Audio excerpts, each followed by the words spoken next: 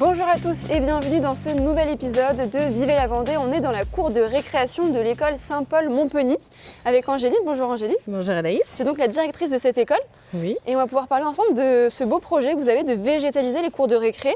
Donc est-ce que tu peux nous dire comment vous avez eu l'idée et pourquoi? Alors on est parti du constat que les cours ne rassemblaient pas les besoins de tous les élèves. Donc on a vu avec eux l'année dernière ce qu'ils rêvaient d'avoir dans leur cours de récréation. Et puis suite à ça, on a commencé un travail avec une entreprise qui s'appelle Terra Aménité, qui nous accompagne et qui nous a proposé un projet sur les 2 cours de récréation pour rapporter de la verdure, des végétaux et puis proposer différents coins, des coins de motricité, des coins de repos dans les cours de récréation. Et donc on a pu lancer ce projet là. On commence les travaux pendant les vacances de février et puis après ça va se dérouler sur 2 ans.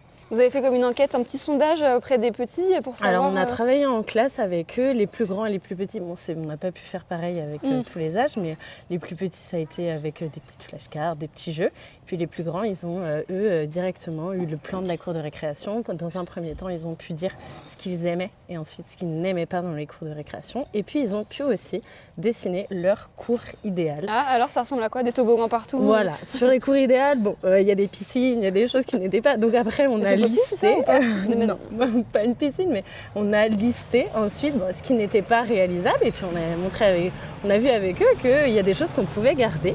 Donc on a listé tout ça et puis ensuite on a laissé Terra Aménité nous proposer un projet qui rassemblait leurs envies. Qu'est-ce qu'ils vont pouvoir faire dans les cours de récré, ce qui va changer par rapport au bitume qu'ils avaient, j'imagine, tout le temps? Mais là, ils vont pouvoir explorer les insectes, il va y avoir beaucoup plus de végétaux, donc on va pouvoir voir des plantes qui grandissent, ils vont pouvoir explorer, gratouiller, chercher les insectes, ils vont pouvoir avoir aussi plusieurs éléments de motricité chez les plus petits, ils vont aussi être à l'ombre sur leur bac à sable, quelque chose qui n'était pas possible avant, il va y avoir plus d'ombre aussi avec les nouveaux arbres. Et puis chez les grands aussi, ils vont pouvoir avoir des petites cabanes de lecture, donc, parce que beaucoup de grands ont envie aussi, pendant le temps de récréation, de se reposer. Donc ils vont pouvoir se mettre plus à l'écart. Ils vont aussi avoir une pergola.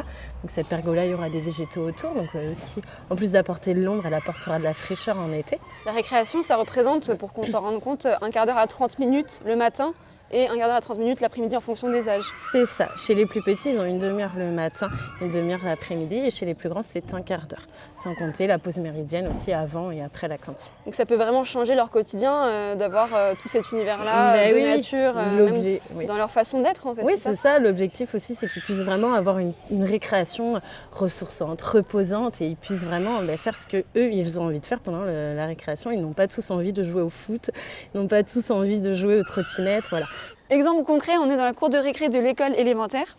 C'est ça. Il y a un terrain de foot immense qui prend toute la place en fait. C'est ça. Donc là, vous avez la cour des grands et là, on a le terrain de foot qui prend toute la cour de récréation. Et quand on est en récréation, on a des enfants un petit peu qui sont amassés à l'extérieur. Tous ceux qui ne veulent pas jouer au foot, en fait, ils sont dans les autres zones. Donc là, l'objectif, ce serait que le terrain de foot il soit vraiment que sur cette zone. Et toute la zone du fond, ce soit du paillage, comme on a vu chez les petits, une grande pergola, les cabanes de lecture, tout ça. C'est aussi un intérêt pour vous, les enseignants, les directeurs, ça, parce qu'après, ils sont beaucoup plus apaisés, c'est ça? C'est ça. Il y a un vrai changement de comportement, ça, vous pouvez le sentir déjà Ah oui, déjà, nous, on sent, l'année dernière, on a commencé déjà à réfléchir à des jeux différents aussi. On a eu des cadeaux à Noël, ils ont pu avoir des nouveaux jeux dans la cour. Et on voit bien que tous les enfants n'ont pas envie de jouer aux mêmes jeux. Et justement, il y a aussi, vous avez mis en place une journée dédiée à l'extérieur, ne pas rester enfermé dans l'école, c'est ça? Oui, alors ça va dans ce sens? Oui, un petit peu, oui. Toutes les enseignantes de l'école sont formées à l'école dehors. Donc on va aussi de temps en temps. Alors, les plus petits, c'est toutes les semaines. Nous, chez les plus grands, on y va 1 fois par mois, voire 2 fois. Et on va dehors, travailler dehors. Et on se rend compte que oui, il y a des enfants qui aiment ça, être à l'extérieur et ne plus être entre 4 murs. Et on fait de tout dehors. On fait des mathématiques, on fait du français. Et surtout, on explore la nature et plus ils connaîtront cette nature et plus ils seront aptes à la protéger. C'est beau. Est-ce que tu sais si, en fonction des évolutions des époques, l'école c'est vraiment bitumée de partout. Enfin, est-ce que tu as pu voir cette différence ou tu as pu en parler autour de toi pour savoir si ça s'est aggravé cette situation-là? Alors en parler pas forcément, mais moi-même je peux le constater. Enfin, étant petite, on avait des arbres et dans les écoles ils ont été enlevés et après il n'y avait plus que du bitume partout. Alors, je ne veux pas non plus critiquer ce qui a été fait, parce que si ça a été fait, c'est qu'il y avait une raison aussi. C'est de l'entretien, voilà, on le sait. Donc après, c'est aussi pour ça que Terra Aménité, ils étaient intéressants parce qu'ils nous ont aidés aussi à faire un projet qui n'allait pas non plus trop demander aux parents, parce que nous, c'est les parents qui entretiennent notre école, étant dans une école privée. Donc voilà, il fallait aussi réfléchir à quelque chose qui va pouvoir perdurer et qui ne va pas être trop lourd aussi pour les parents. Est-ce que c'est possible de développer ça dans un maximum d'écoles? Vous parlez d'écoles privées, mais les écoles publiques, est-ce qu'elles peuvent aussi le faire? Dans le secteur, justement, cette structure Terra Aménité suit une école juste dans une commune à côté. C'est une école publique. Donc voilà, c'est possible partout. Oui, tout à fait. Et financièrement, est-ce qu'on peut s'en rendre compte un peu de combien ça peut coûter de végétaliser les cours de récré dans une école rurale ici? Alors là, donc on est sur 2 cours de récréation, donc forcément c'est peut-être un petit peu plus onéreux, mais ce projet dans sa globalité, il est environ de 33 000 €. Donc c'est un coût.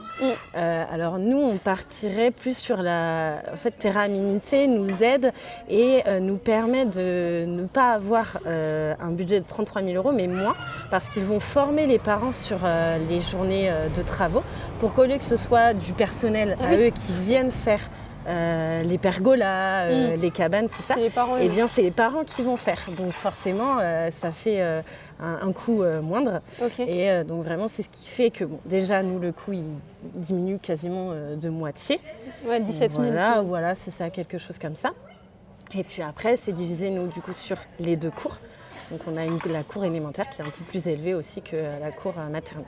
Est-ce qu'il y a besoin, là, si c'est le moment un peu de t'adresser aux téléspectateurs, à ceux qui peuvent aider financièrement, tu peux peut-être, pour conclure cette interview, t'adresser à eux et Alors, nous sommes à la recherche d'entreprises ou de personnes qui souhaiteraient nous aider financièrement pour pouvoir aller jusqu'au bout de ce projet, parce que pour l'instant, nous avons commencé que la cour maternelle, mais pour vraiment faire nos 2 cours de récréation, on a besoin d'argent, on a besoin de collecter des fonds.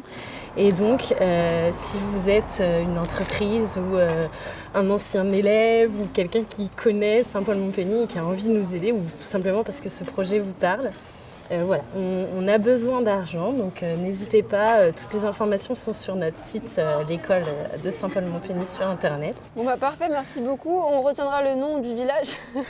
Saint-Paul-Montpeny. Et pas Montpeny. Non. Peut-être que si. Il n'y a pas d'accent.